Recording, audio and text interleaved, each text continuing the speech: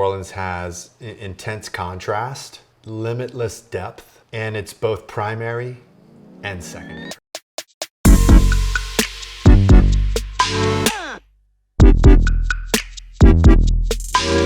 Hey, my name is Zack Smith, and I'm a photographer based out of New Orleans, Louisiana. I was born and raised in Lafayette, Louisiana. Not too different than what a New Orleans kid would grow up with. Music festivals, an original art form of live music, original food recipes. So it was very easy to find inspiration from stories, traditions, and cultures that were uniquely I guess my own. I got into photography when I was at LSU in around '97. I mentored with photographers, I read books, I taught myself how to print in the darkroom, converted my bathroom to a darkroom, and just kind of learned by trial and error. I moved back to Lafayette to save money, and during those few years I did run around Lafayette photographing musicians, friends, people. I didn't really know what I wanted to focus on just yet. I just knew that the camera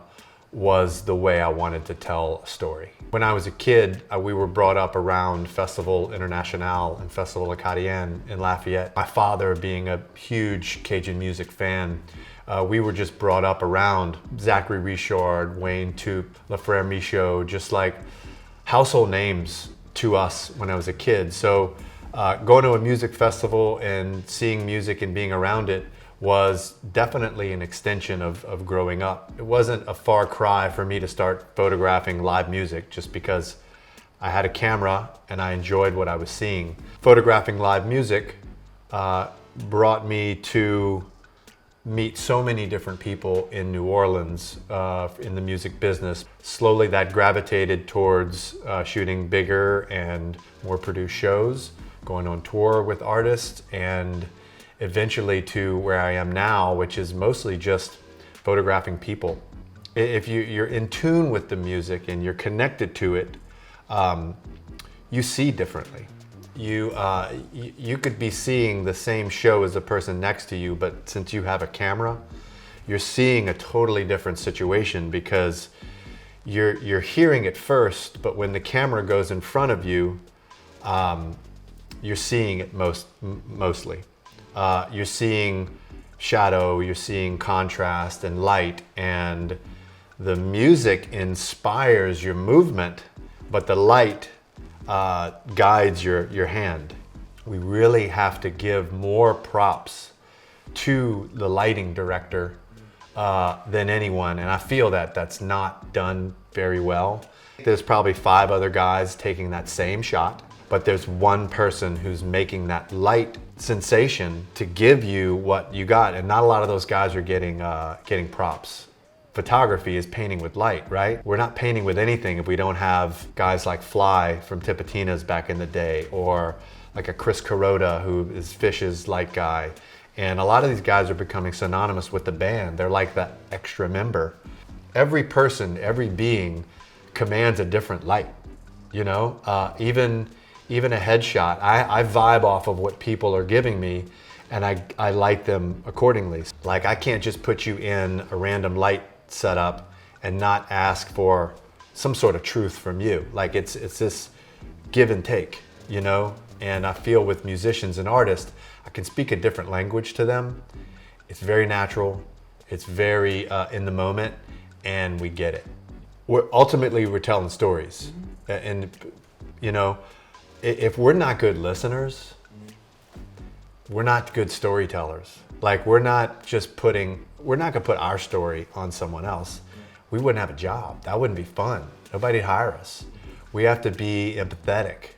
We have to just shut the fuck up every once in a while and just listen. Definitely one thing I've learned in that transition to the portrait world, where in the live music, yeah, you're listening, you're hearing, but when you put the camera up, you're still reacting in a way. You know, and with portraits, first we gotta find something to talk about, and then we gotta just listen.